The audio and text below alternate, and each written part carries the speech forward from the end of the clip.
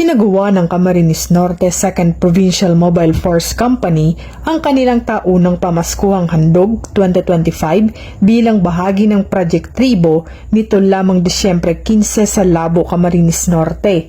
Ang aktibidad ay inilaan para sa mga kabataang kabilang sa Manidi Tribe at kanilang mga magulang. Pinangunahan nito ni Police Major Paulo B. Benito, Acting Force Commander katuwang RPSB teams at iba't ibang stakeholders. Namahagi ng food packs, school supplies, laruan at pagkain habang nagbigay rin ng kasiyahan ang mga palaro at iba pang programa para sa mga bata. Ang Pamaskong Handog 2025 ay patunay ng patuloy na malasakit ng Camarines Norte 2nd PMFC sa komunidad at ng diwa ng tunay na Pasko, pag-asa at pagmamahal para sa lahat.